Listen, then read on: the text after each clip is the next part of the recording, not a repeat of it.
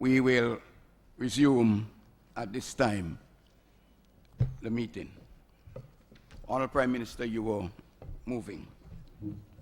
Mr. Speaker, as leader of this House, may I crave your indulgence to make a brief comment? You may. Mr. Speaker, I've been a member of this Parliament for 17 years continuously. I'm currently the longest serving member in this Honourable House. I have been a student of parliamentary democracy in St. Vincent and the Grenadines. I've been a student of parliamentary democracy in the Commonwealth Caribbean and in other parts of the world. And what we have witnessed today by the opposition has never occurred in this Parliament. The universal adult suffrage became the law in 1951. One man, one vote. One person, one vote. Once you're an adult, 21 years and over, and subsequently amended to 18 years and over. And the reason why we have never seen something like this is that every elected member hitherto always respected the dignity of this House. Every member hitherto, more importantly, respected the dignity and the rights of every individual citizen. Because we have a representative democracy. And the people put us here, Mr. Speaker, honorable members. It is their right to vote, their freedom, and their dignity why we are here. We encapsulate in an integrated, in a holistic manner, these noble attributes. We have seen today a subversion of them by the opposition. Mr. Speaker,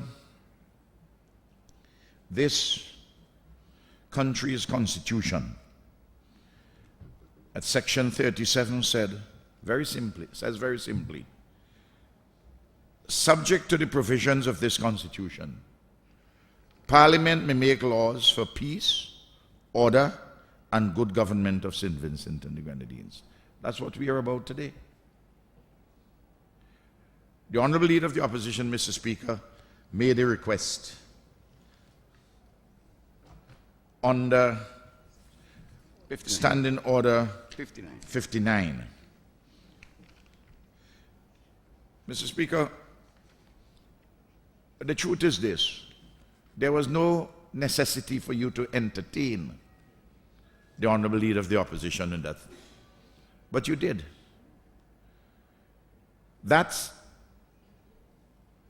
Standing Order says, the member in charge of the bill, that's me, may make a motion without notice for its withdrawal, either before the commencement of public business or when any stage of the bill is reached in the order of the business.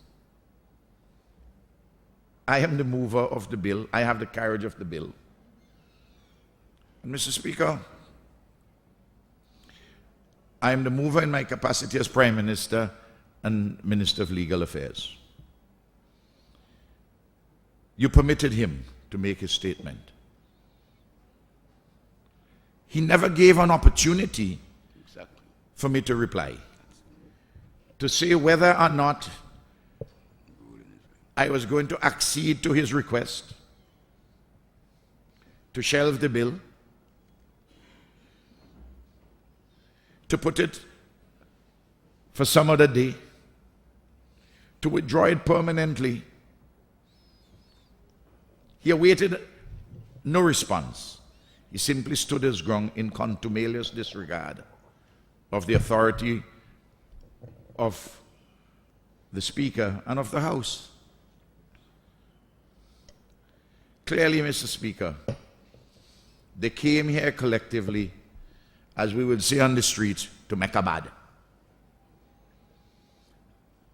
They realized that the people do not support their protests, and one can gauge that from what is happening outside. This is the third time, third failure. So they want,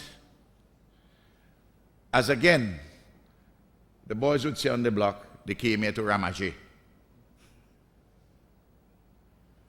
But that is not the business of Parliament. We come here to make laws, as Section 37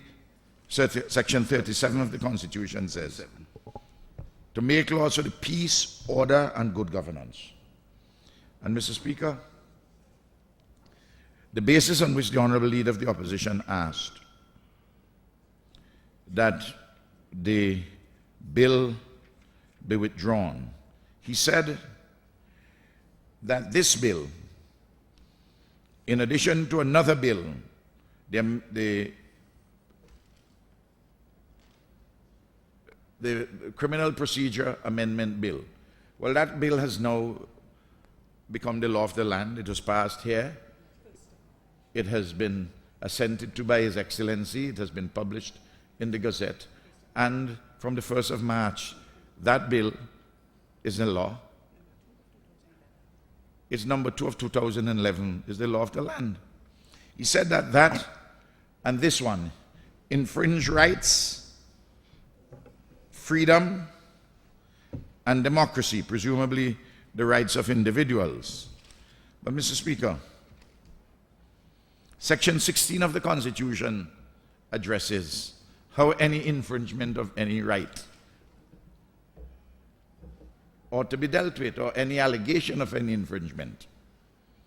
Section 16(1).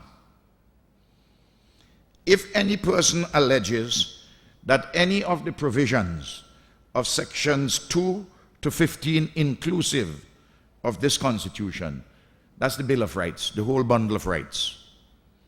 If any person alleges that any of the provisions of section 2 to 15 inclusive of this Constitution has been, is being, or is likely to be contravened in relation to him, or in the case of a person who is detained, if any other person alleges such a contravention in relation to the detained person, then, without prejudice to any other action with respect to the same matter that is lawfully available, that person or that other person may apply to the High Court for redress. So that if he's alleging that the rights and freedoms of individuals in relation to the first bill, which is now an act, has been or is likely or is being contravened in relation to him, he can go to the High Court for redress.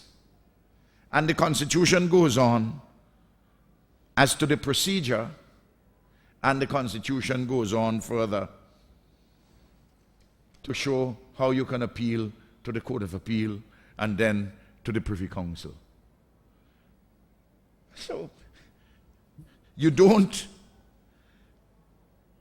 try to mash up the House, the very place which is making laws for good order and good government.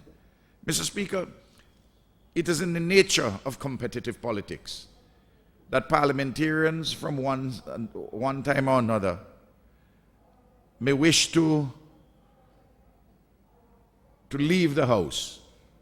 They may have clashes with the Speaker, but they will go voluntarily, either before the Speaker names them, before a motion or before any order, and will go.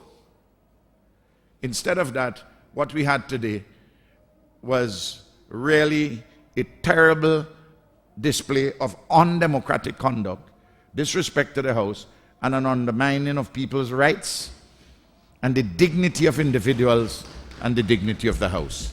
This is what took place here today.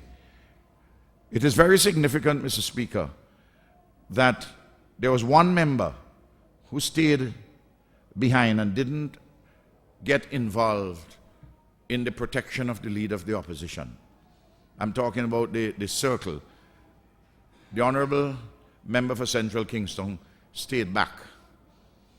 And he left. He said to the police, I heard him say, do not touch me, I am leaving voluntarily, or words to that effect.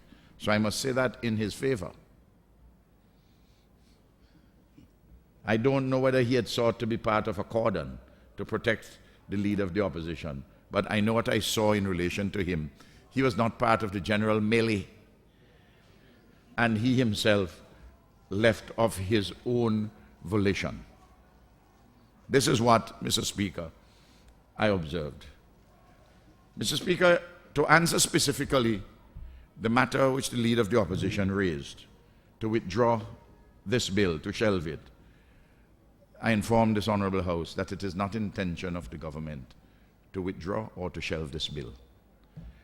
It is our intention to put it in a select committee and to have civil society and the opposition, if they wish to, participate in a detailed discussion at the select committee. It's a very straightforward bill. Mr. Speaker, I want to say also I've asked that the Honourable Attorney General circulate to all members of the House an article which I've seen written by Mr. Parnell Campbell QC. I've also seen an article written by a lawyer, K. Bacchus Gill, to have them circulated to the members of this Honourable House and also of the Select Committee so that they can, in their study of this bill, they can see how they ought to proceed to make laws for the good order and good governance of St. Vincent and the Grenadines. Mr. Speaker, I beg to move that a bill for an act to amend the Representation of the People Act be read a first time. The object and reason of the bill is to amend Section 51 of the Representation of the People Act by repealing subsection 3 and 4. Honourable members, the question is an act to amend the Representation of the People Act be read a first time. As many as that opinion say aye. Many of the contrary opinion say no. I think the ayes have it. The ayes have it.